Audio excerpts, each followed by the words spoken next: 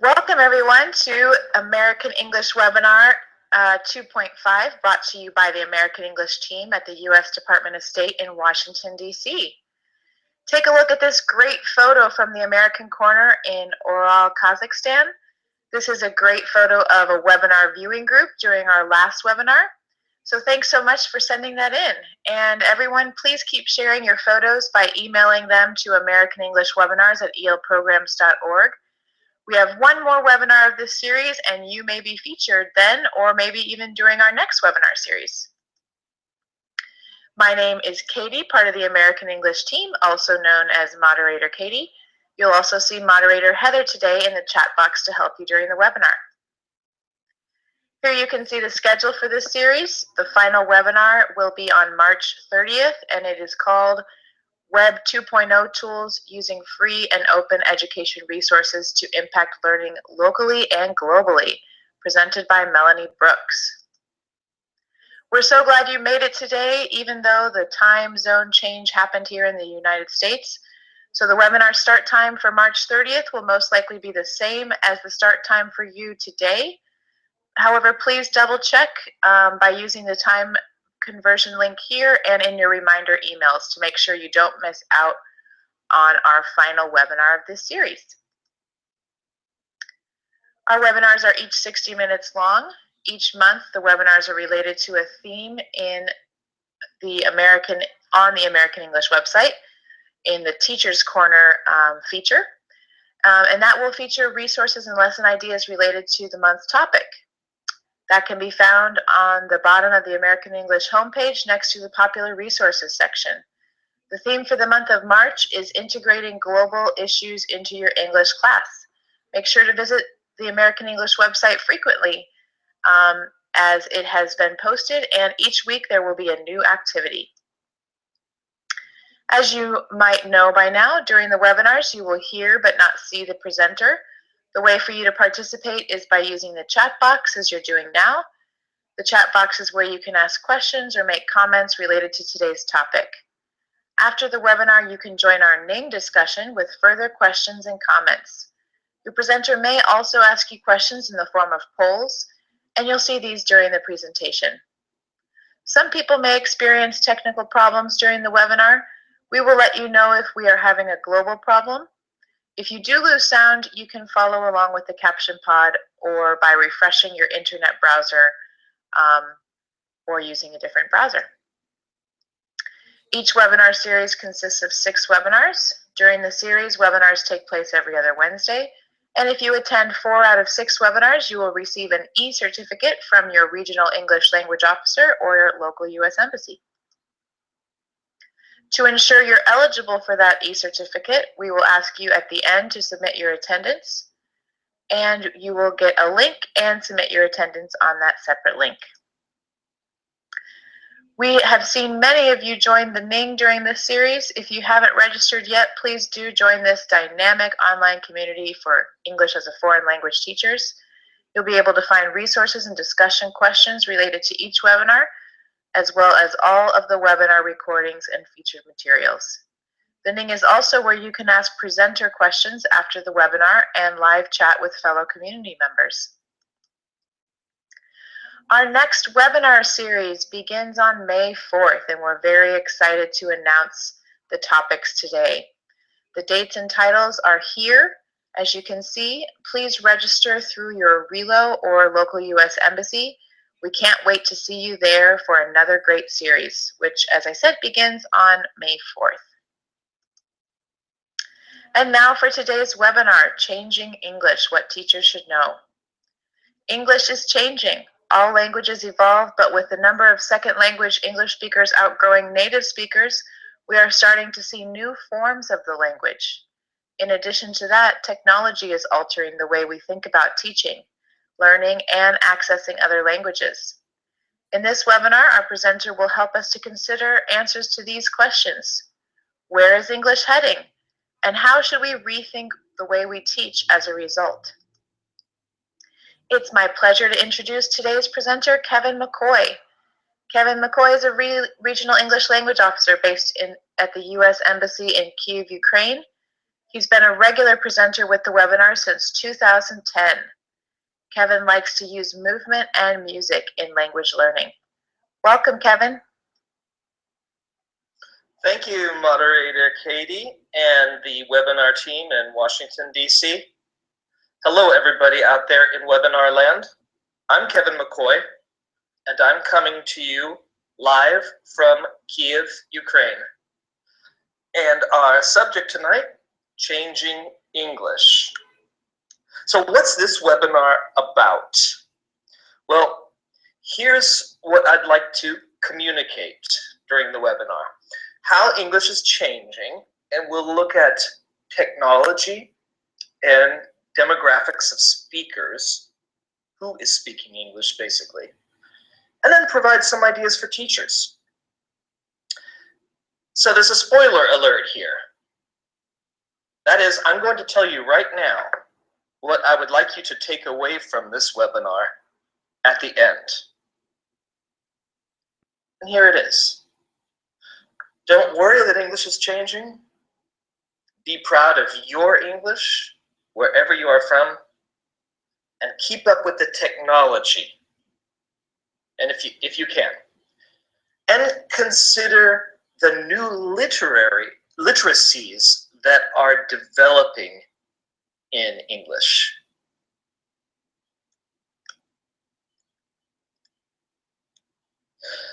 Normally, your American English webinars are about methodology of teaching or practical tips. This one is more, can you solve this puzzle here that I have done with graphics? This one is more about some Nandina from Malaysia got it. Food for thought. We will be looking at the big picture, and we'll address some provocative questions today. Where is English heading? And what does that mean for teachers? But don't worry, there will be some practical activities, fun and even silly things, and quizzes. So you'll have a lot to do. So folks, let's hit the chat box. Get your idea. How is English changing right now? The picture is amazing from Cameroon. More technology, okay. Timur from Kazakhstan says very quickly. Computer, internet, pronunciation, spelling, more casual, good points, getting shorter. Wow, Lexis, we have some amazing responses out here. Slang, of course. It's becoming simpler. It could be true, I'm not sure. Borrowing. All right, these are all very good answers. And as you know, the subject of the March Teacher's Corner on the American English website is integrating global affairs into your English lessons. And so I think the topic of our webinar fits nicely with that. Check the American English website for more. All right, so thank you for these responses. I think many of you see where English is heading. ESP more specialized, says Sarah in Morocco. I agree with that. There will be more niche English. So part one, most of you were talking about technology in the chat box.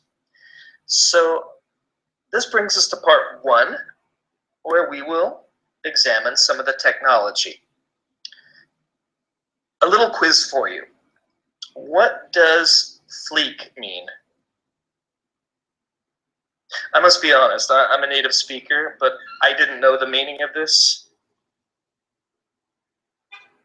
People are guessing, which is great language learning strategy, right? Scared, mix, no idea, no idea.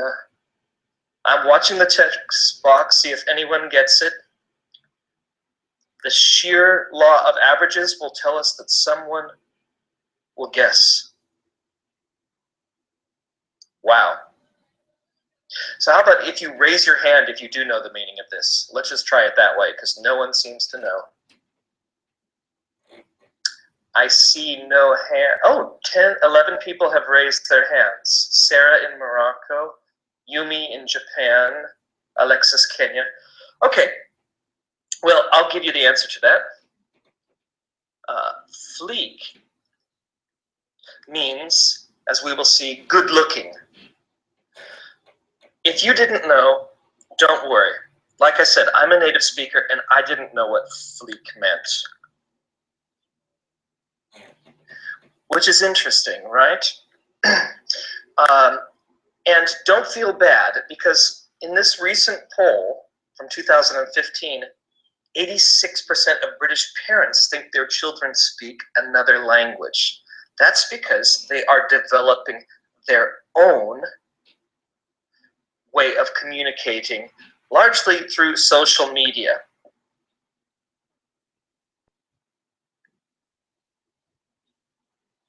So let's take a quiz now. Here are some social media neologisms, or new words or phrases. Again, I admit I didn't know any of these, although I could guess. And that raises an interesting question. If I, a native speaking English language professional, can't keep up with all the new language, how can our students, how can we expect our students to know everything? Anyway, here's your quiz. Do you know the meanings of any of these? We already know that fleek means good looking.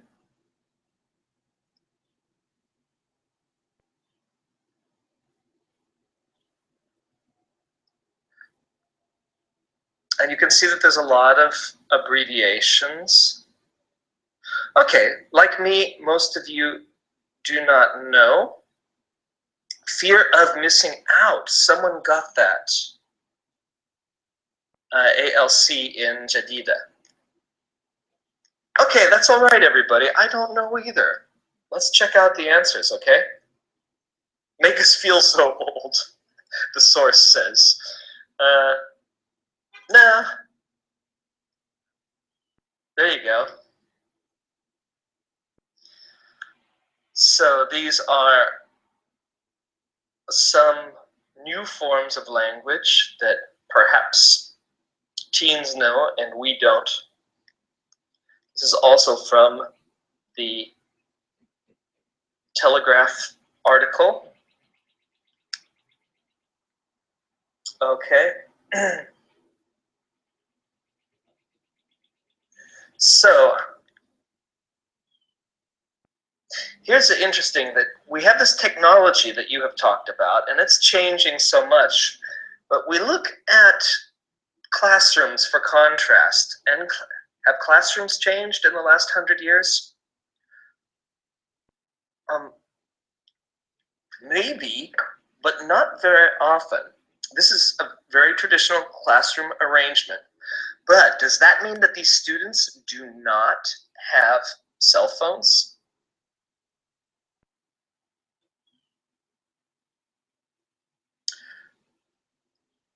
Or these people do not connect to social media?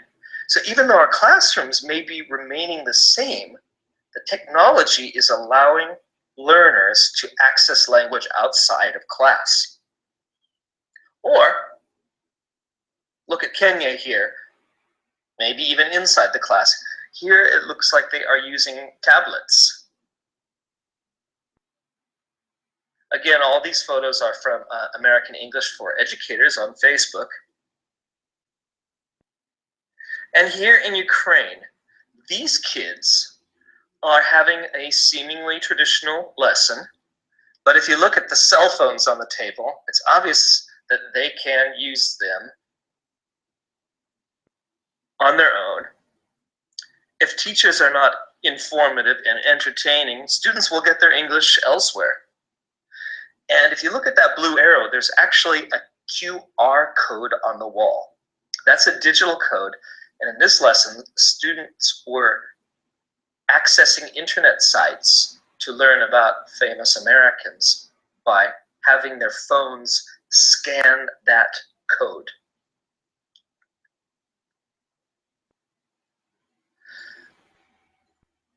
And here, I'm not sure, I think where this is, but here we have the computers and traditional course books together.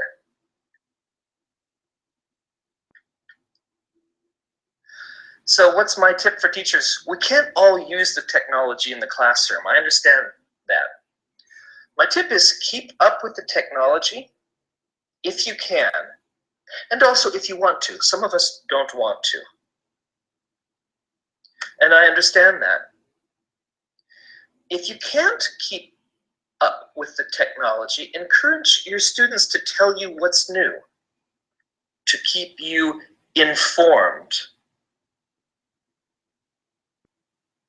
I know teachers don't always feel right about asking their students for help, but if they know what you don't, it's to your benefit to ask them, just to keep up with what is happening.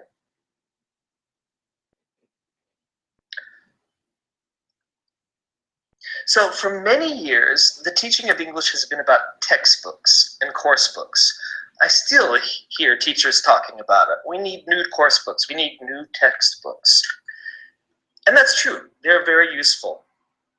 But today, students are engaged in all sorts of writing. Here, Professor Andrea Lunsford from Stanford says, I think we're in the midst of a literacy revolution. What are these new literacies? Just a few examples. You're doing one right now in the chat box. Chats, discussion forums, blogs, tweets, texting, social media. Actually, these are all forms of writing, right? And here's what Professor Lunsford found that was fascinating, but first I will pose the question to you. How are these forms of writing different from traditional classroom writing? Let's go back and show you these new literacies. How are these different than traditional classroom writing? Authentic, yeah. Flexible in spelling, We get informal, larger. Someone says, Nora from Hungary, larger audience.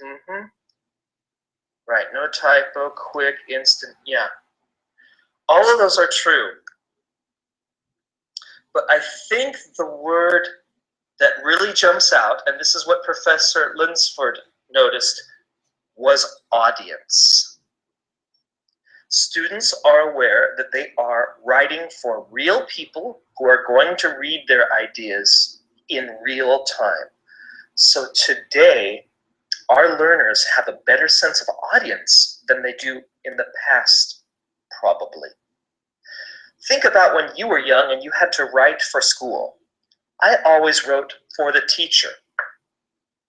And I realized that after the teacher read my paper, the lifespan of my writing was over, ended. I wrote only for the teacher, and once she read it, that was it. But that's not the case now. Professor Lunsford discovered that students are spending more time writing outside of class. Fascinating stuff.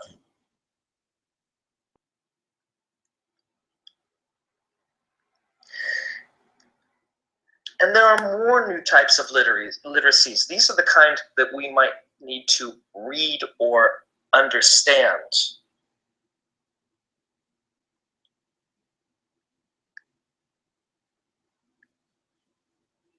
These demand that we understand a broad range of text today. Look at these, for example. There has been a really dramatic increase in the presence of infographics online, and you have probably noticed them. In the left-hand column there's a tiny little infographic, And let me just zoom in on it so that you can see it better. It's getting a little larger. Why your brain craves, why your brain needs infographics.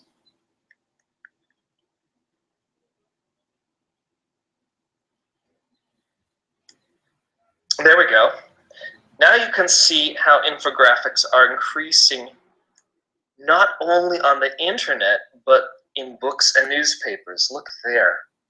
Since 1990, 4 times increase in literature. On the internet, 10,000 basically percent increase, 142% in newspapers. So the facility, the ease with which technology allows us to incorporate images into text has led us to some of these new forms of literacy that have audio, as in the case of podcasts, video in the case of digital storytelling, photographs, or graphic images, as in the case of infographics. Think of your telephone. Do you use symbols when you text people?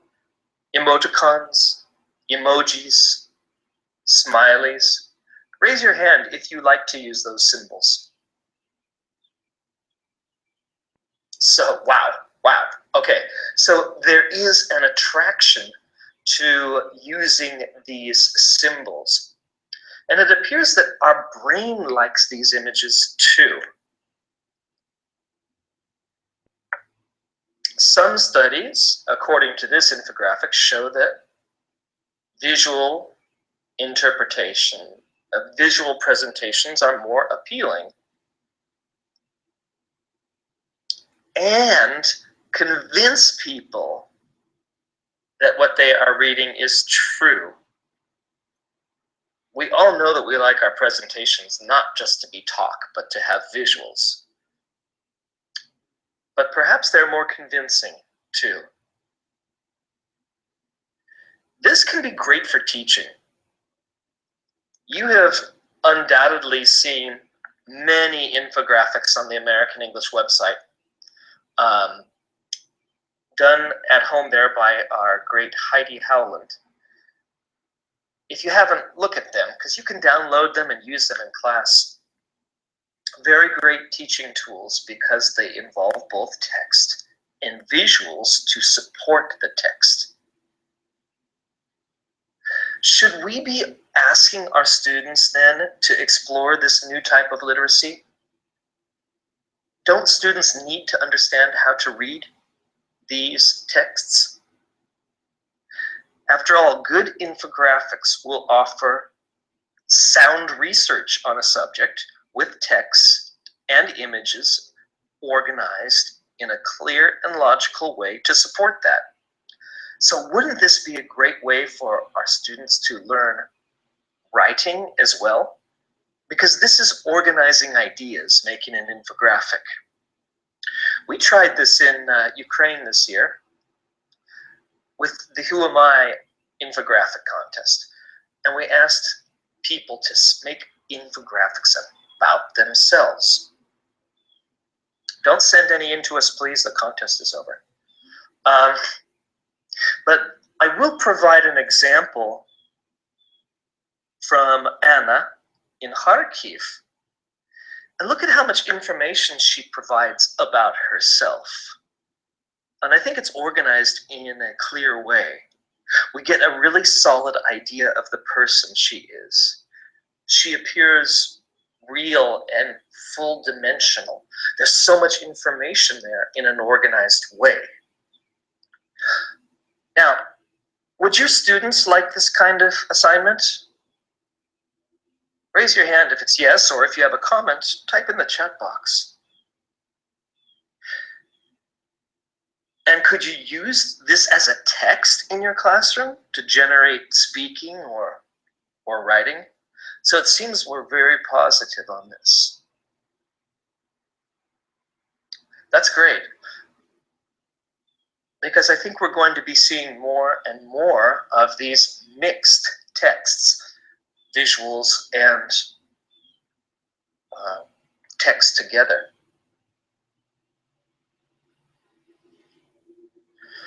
Okay, so thank you. We're going to enter now part 2 of the webinar. We've looked at a few ways technology is changing the language and the way that we understand texts. So I'd also like to take a look at the world of English speakers. Who uses English? Why and how? What you have here is a hidden picture. Let's see who can identify the subject who is in the picture first as I reveal it. Any ideas? I told you there'd be fun in this webinar. I always try to add something new. Seb, Pope, no, it's not the Pope, it's Dr. They do look like doctors. And someone got it. Mohammed got the answer. That is ABBA. That's right, ABBA. This group is from Sweden, right? English is not their native language.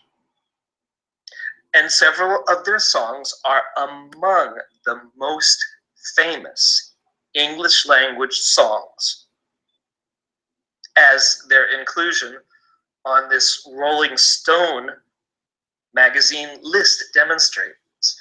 Dancing Queen is the 174th most famous song according to Rolling Stone magazine.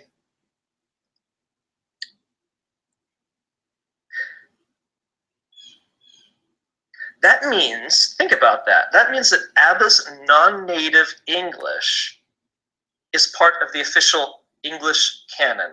That means that their non-native English is authentic English, right? Or not? Someone asks, what is ABBA? ABBA is a group from Sweden, a singing group from the 70s.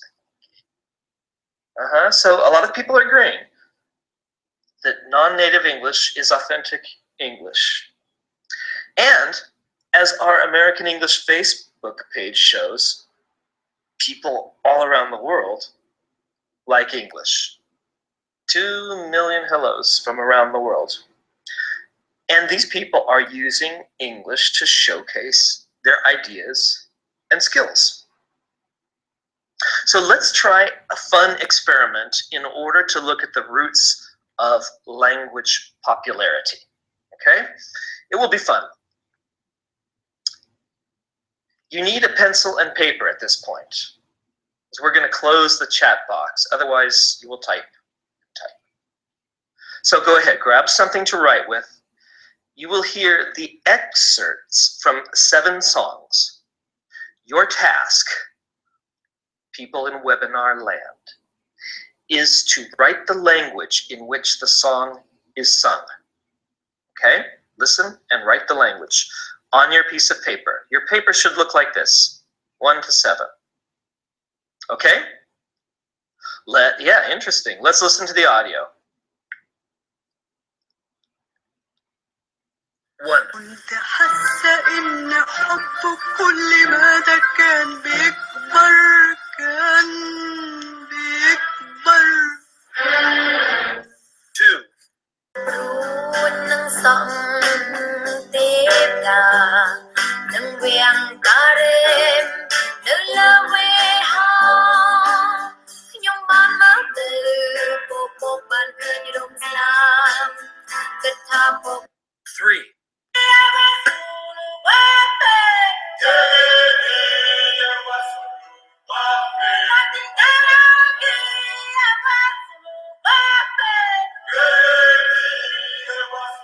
Four.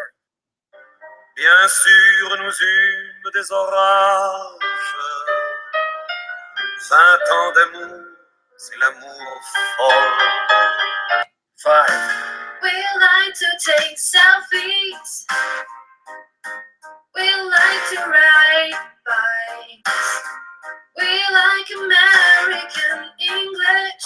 6. Oh, mi bebé, oh, mi bebé, oh, mi bebé. Just like gold. last one. 7. Como si fuera esta noche la última vez. Super. If you didn't know, I hope you guessed, because there's no penalty for guessing. Now, put your pens down, because here are the correct answers. Okay, have a look there. In a minute, we're going to go to a poll so that you can identify all those that you guessed correctly. So, let's go to the poll and be honest here. Tell us which ones you identified correctly. Well, lots of people got Arabic.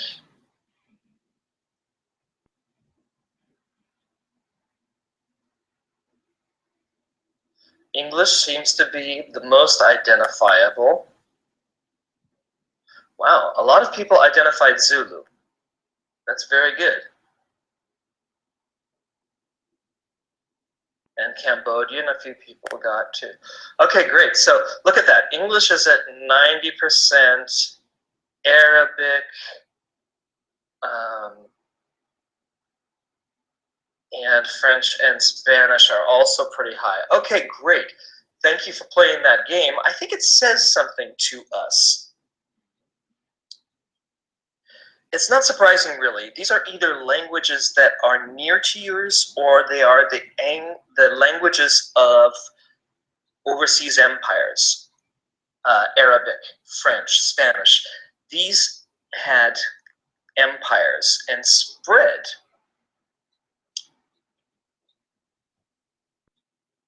Now, if we look at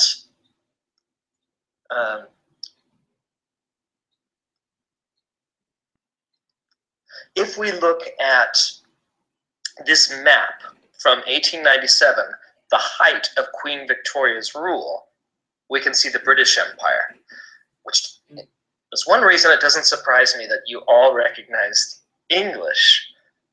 You can see how widespread are the British colonies. They are in pink, and they're virtually on every continent.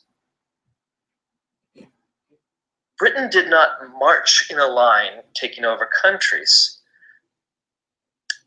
Theirs was largely a naval empire that sought goods from whatever region had them. The result, for better or for worse, is that English language took root in a large number of disparate locales and nations. Now, at the end of the British Empire, in the 20th century, the US began to pick up the reins and become a major influence. The US added some colonies of its own, yes, but influenced the world with an astounding variety of ideas, from clothes to art to technology to politics.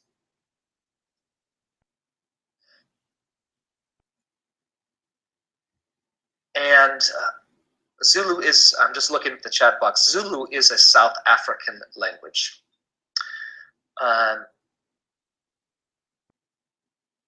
And so we can see some of those who helped spread English ideas in this picture. You can probably identify many of them.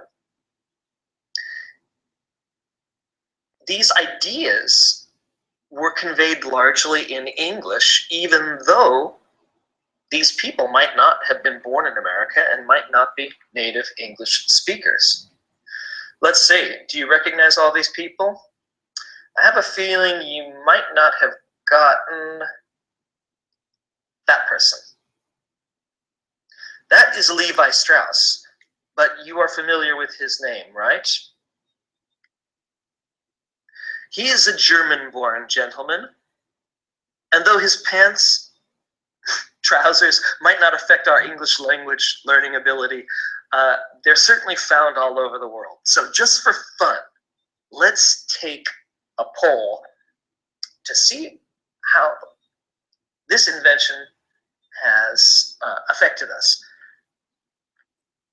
Okay, so there are some people that don't own one pair of jeans. Actually, quite a few. But still, the vast majority, over 90%, own some jeans.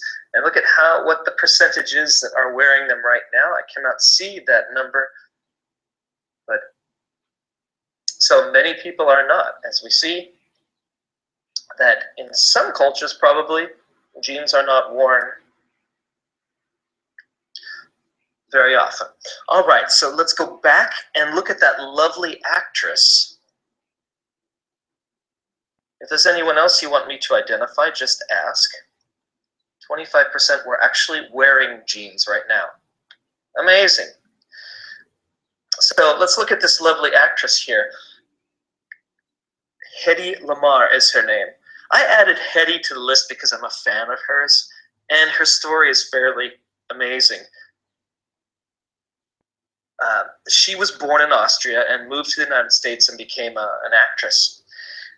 But she's also an inventor. With a musician friend of hers, she invented something called frequency hopping, which much later became used as a torpedo guidance system. And today, this is one of the technologies that forms a basis of what we use in cell phones. So she is another amazing non-born American, non-native speaker who helped to spread American ideas around the world. You probably recognize this gentleman here, Schwarzenegger, and he has even two famous quotable lines that are known around the world from this film. Do you know what they are? No, she did not play in Gone with the Wind. That was Vivian Lee. But she's the same era, Hedy Lamarr. I'm looking at the chat box here. So, I'll be back. I'll be back. Hasta la vista, baby. And Hasta la Vista Baby. Very famous lines. So let's take a poll now. We have so many non-native speakers that are known for that are known for speaking English here.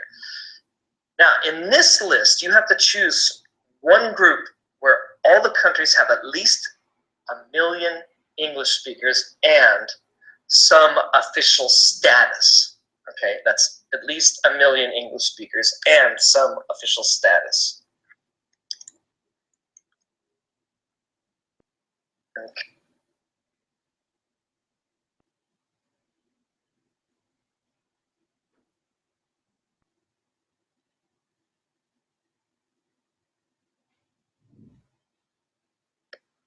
Okay, I'm not sure if anyone's getting the correct answer, but the correct answer is actually the last one. Bangladesh, Trinidad and Tobago.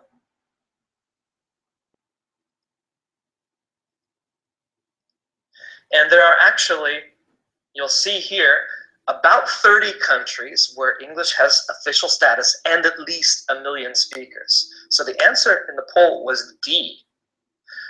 You can see all these places where there are so many English speakers. Let's move on to Braj Kachru's circle model.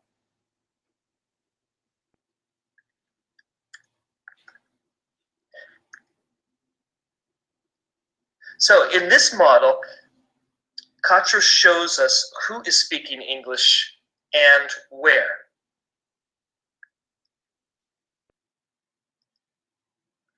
So the inner circle refers to native speakers. There's some sample countries there, Ireland, the United States.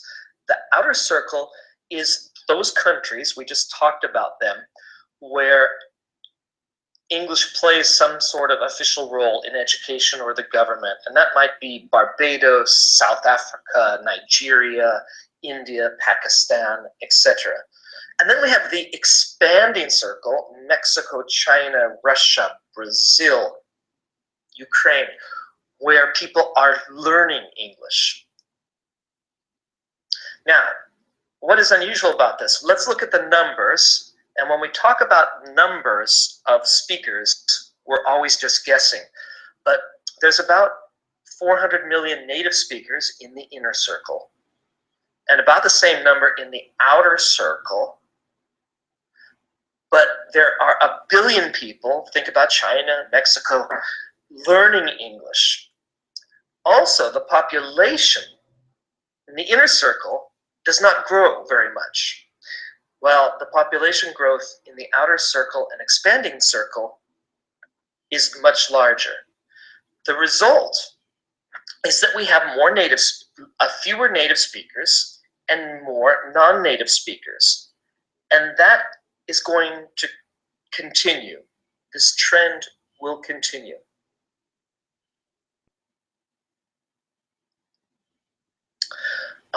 For example, Singlish. Have you ever heard this? This is Singapore English.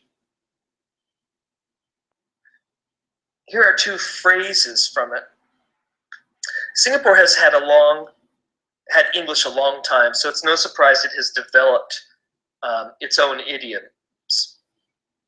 Any idea what these mean? Well, catch no ball means I don't understand. Ghostan means to turn around, for a vehicle to turn around.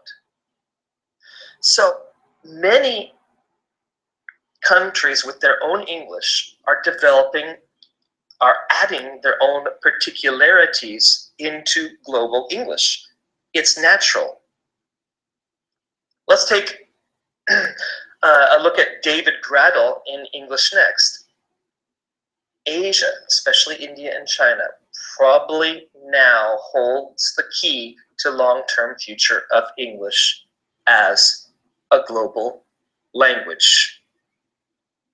With these populations in Asia and elsewhere publishing in English, making films in English, they bring some of their own particularities into global English. It's natural. Let's look at some of the humorous results that we see in signs around the world.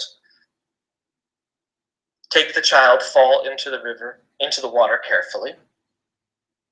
Okay, they're trying. And my favorite, because you are dangerous, you must not enter. Who knows, maybe that's exactly what they meant to convey. So what are we saying in general? That English now belongs to the world. Non-native speakers are outnumbering native speakers. It's your English.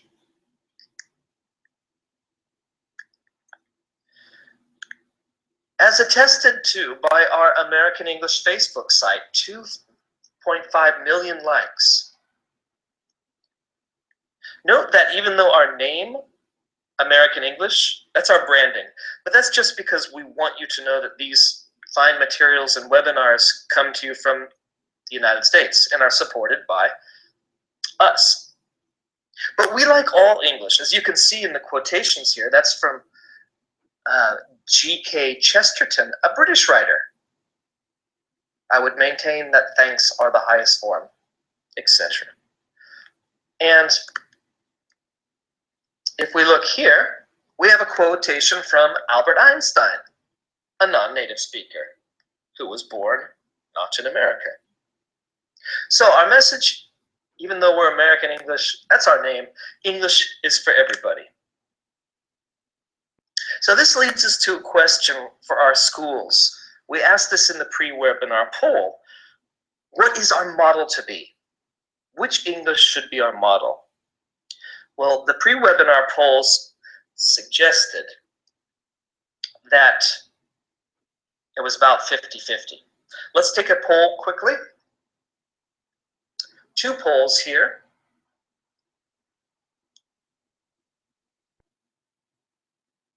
And see if you have attended a seminar on British American differences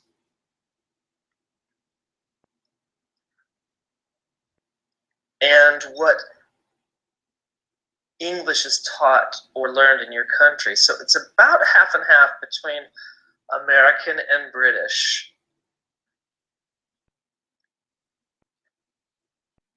And Okay, and about nearly half the people have attended some seminar on British or American differences.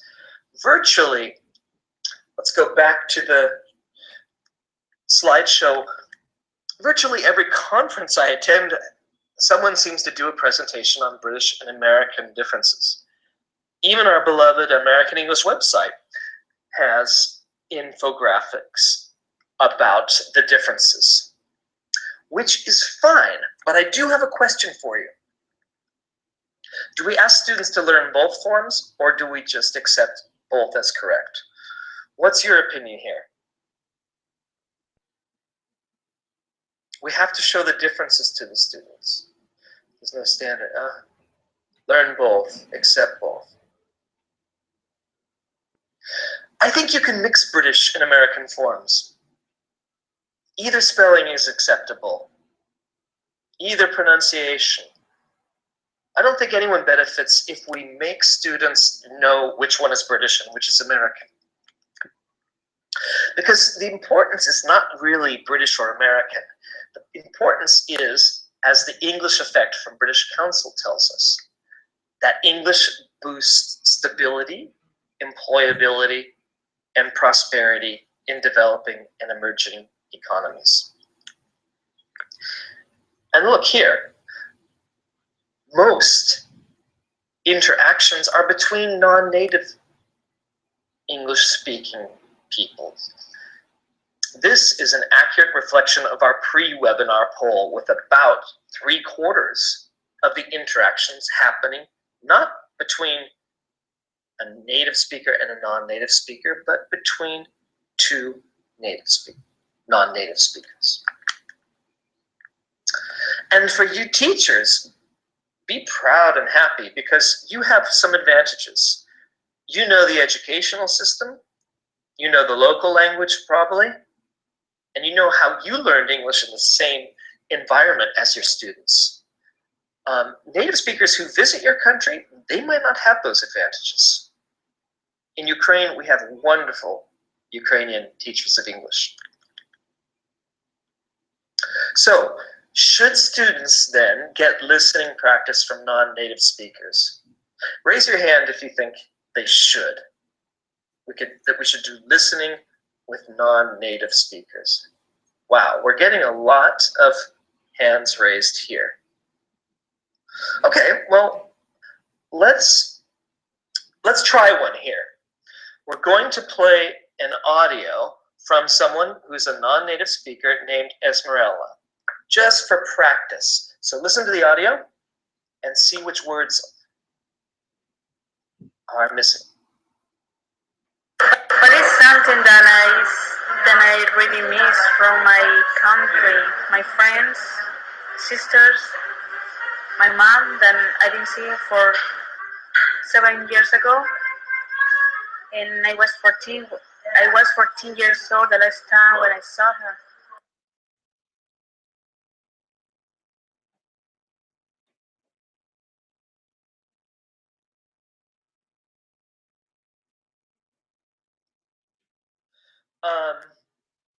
Normally, in my class, I would play this 2-3 times so that students can have a chance to succeed. It's very important that students succeed. Those were some of the missing words. So she's from Mexico. Right, and I think it gives us a broad range of listening practice when we use many voices. Let's listen to a teacher from Cameroon. Now, what kind of listening activities could you do with this very, very short text? Let's listen. Think of activities you might design with a text like this. Cameroon has two official languages, English and French. French dominates English because it has a larger population. So for the English teachers teaching in the French-speaking zone, they have to work hard to get the students interested in learning English. So once a year, we in the littoral region, we organize a prize award to deserving students in English language. So with the Esmeralda audio, we did a gap fill. Okay, ask students to make a dialogue. Okay. Discussion. Okay, you could do questions, true, false.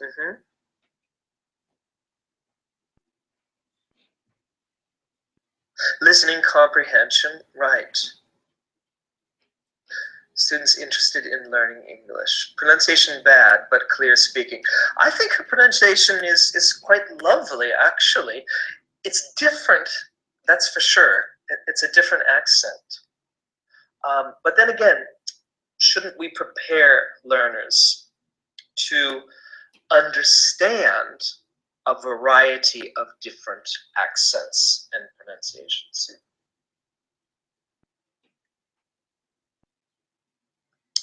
Now, I've got another activity here, a song that I wrote, and this time I'm going to combine text with some pictures, as is the trend, as we saw with our infographics. You might be able to guess some of the words here, but because we like listening practice, let's do a very short listening activity. We'll hear the song and you can identify the missing words.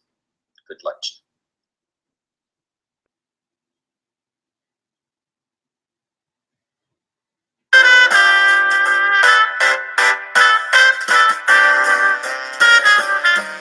When it storms, we'll get by. When it's cold, we'll get by.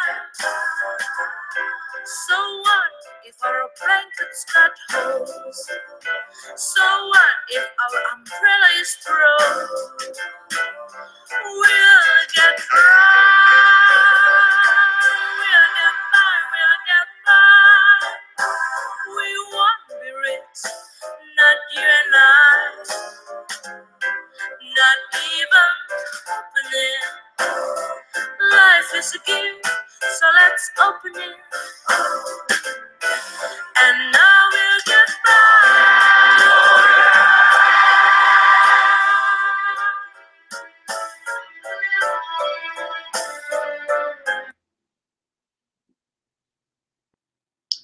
Cool.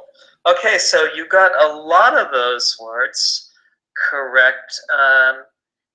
Here is the actual words that she sings. And I thought I would add this song because that is a non-native speaker singing. Her name is Alice, and she comes from Indonesia. But the words are written by me, a native speaker. So it's my song with a non-native speaker singing. So there is a slight accent to it, but it's still an authentic, I should hope, piece of art with a non-native speaker, turning this into a nice song. And so I think it's very important that we accept non-native English and be proud of it because, hey, we got ABBA, and they're not native speakers, and they contribute to true English language authenticity and art. And let's let our students practice hearing people from other countries and be inspired because they're using English not just to speak correctly, but to as a way of bringing their skills to the world. So with English changing, we also are getting some changes in the structure of the language. Here's something to consider. If he would have said, if he had said. Now, who's changing? Is it the non-native speakers that are changing it? No, actually the native speakers are speaking in the so-called incorrect way here. I did a search for these two forms, and we see that there's 38 million Google hits for the so-called incorrect form, and only 7 million hits, 17 million for the traditionally correct form if he had said. Yes, you're all pointing that out. But native speakers are changing the language too, so it's not just non-native speakers. It's the native speakers who are using this first form. But remember, correct English is not exactly everything. We're using English as a tool to boost ability, employment, and prosperity. And here, in a survey of skills that employers seek, look at these skills from the survey. Ability to work in a team, to make decisions, solve problems, organize, prioritize. Ability to communicate only ranks as number 4. What I love about this list is, can't we do all these things in our English class? Can we work in a team? Yeah, that's group work. Can we do problem-solving activities, plan? We can do all those things using the English language and prepare our students for prosperous lives. So to sum up, folks, here are the takeaways, again, that I gave you at the very beginning. Don't worry that English is changing. It always is changing. No problem. And also be proud of your English, whether it's Congolese English, Swedish English, Chinese English. Your English is fine. Technology is changing. Keep up if you can. And do consider the new literacies. Keep your mind open. These are my opinions only, not official opinions, and I'm a little bit silly. Another thing, if you have an accent, it's probably really charming. Here are 2 of my friends. They're non-native English speakers, but they speak beautiful English.